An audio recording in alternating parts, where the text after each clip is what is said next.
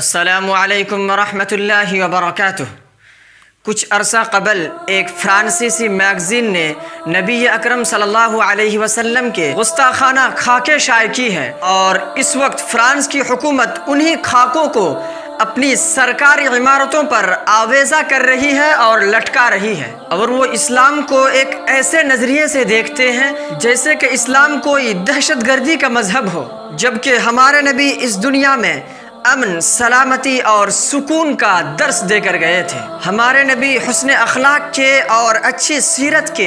پیکر اور مجسم ہیں۔ ہمارے نبی ظاہری اور باطنی دونوں حسن کے نمونے ہیں۔ جب بھی جن لوگوں نے بھی آپ صلی اللہ علیہ وسلم کے شان میں کسی بھی طرح کی کوئی گستاخی کی ہے، آپ کے کارٹون بنا کر یا آپ کے خاکے بنا کر یا کسی بھی طرح سے نبی صلی اللہ علیہ وسلم کے دل کو دکھانے کا کام کیا ہے، ان لوگوں کا انجام ہمیشہ برا ہوا ہے۔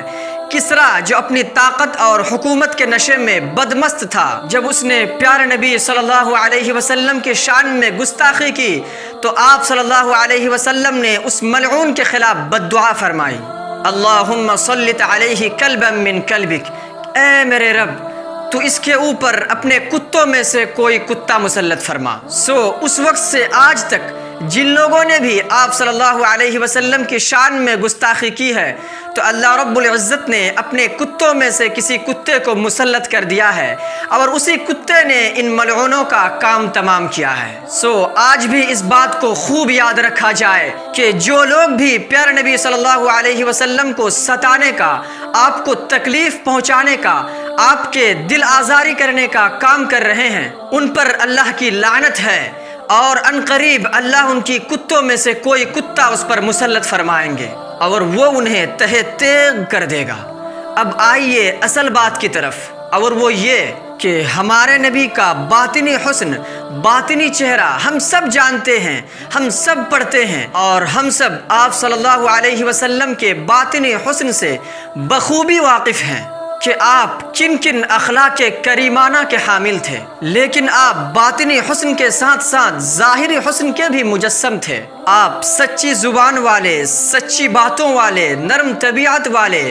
شریف خاندان کے ایک فرد تھے، اور ظاہری اور باطنی دونوں حسن کے مجسم اور پیکر تھے۔ آپ سے زیادہ افضل شخص کوئی اس دنیا میں آیا ہی نہیں۔ اس پوری کائنات میں سب سے زیادہ افضل اور سب سے زیادہ درجہ والے آپ ہی تھے۔ جو شخص بھی آپ کی طرف گستاخی کے ساتھ نگاہ اٹھائے گا وہ نگاہ پھوڑ دی جائے گی۔ جو ہاتھ نبی کے عزت و آبرو پر اٹھیں گے وہ ہاتھ کاٹ دیے جائیں گے۔ جو قدم نبی کی عزت و آبرو کی طرف بڑھیں گے وہ قدم ادھر ہی کہیں دفن کر دیے جائیں گے۔ جو ذہن آپ کو گالی دینے اور آپ کے خلاف گستاخی کرنے کے لیے استعمال کیے جائیں گے وہ ذہن عنقریب مفلوج کر دیے جائیں گے۔ اللہ رب العزت نے نبی اکرم صلی اللہ علیہ وسلم کی ذکر کو بہت بلند کیا ہے،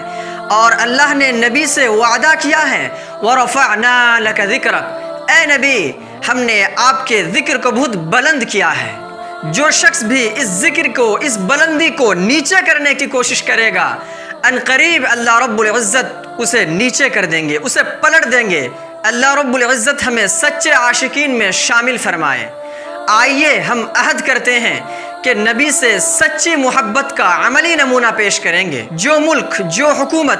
آپ کی شان میں گستاخی کرے گی ہم ان کی مصنوعات کو، اس کی پروڈکٹ کو بائیکاٹ کریں گے۔ جو لوگ بھی ایسا کریں گے ہم ان سے اپنی تعلقات کو ختم کر دیں گے، اور اس کے بعد سب سے بڑھ کر یہ کہ ہم نبی صلی اللہ علیہ وسلم کی اخلاق کو، آپ کے تعلیم کو، آپ کے دین کو پوری دنیا میں پھیلانے کی کوشش کریں گے، تاکہ دنیا کے تمام لوگ آپ صلی اللہ علیہ وسلم کے سیرت سے، آپ صلی اللہ علیہ وسلم کے تعلیمات سے، آپ کے لائے ہوئے دین سے واقف ہو سکیں، تاکہ جب کبھی کوئی ملعون شخص آپ کے شان میں گستاخی کرنے کی کوشش کریں تو وہ آسانی سے اپنے انجام تک پہنچایا جا سکے۔